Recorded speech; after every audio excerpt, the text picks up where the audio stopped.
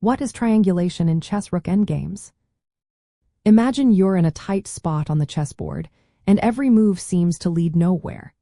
Sometimes, the key to winning is not just about attacking but about clever maneuvering.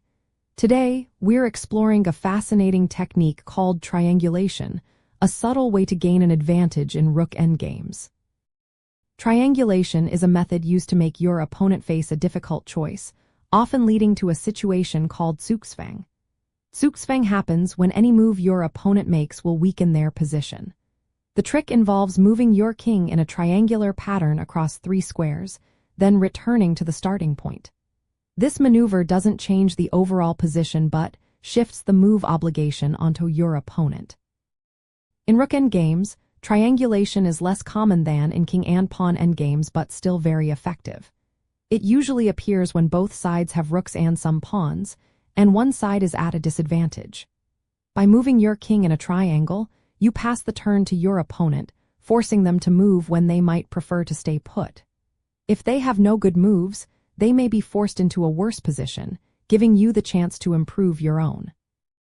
Let's say your king is on a certain square, and your opponent's king is nearby. You move your king to a different square, then to a third, and finally back again.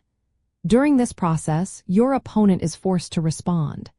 If they cannot improve their position or create threats, you can then make a move that gains material or improves your position. This technique is especially useful when you want to control key squares or prevent your opponent from activating their rook or king. It's about patience and timing, waiting for the right moment to switch the move advantage in your favor.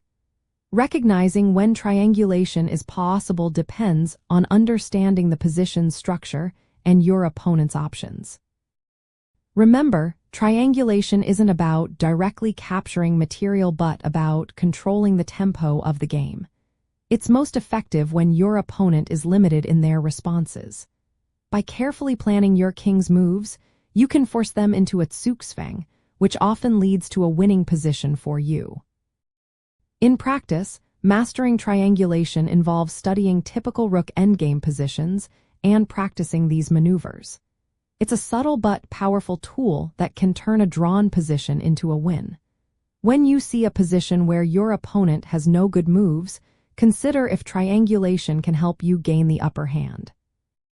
So, next time you're in a Rook endgame and stuck, think about how moving your king in a triangle might shift the game in your favor. It's a clever way to use the rules of chess to your advantage and finish the game with confidence.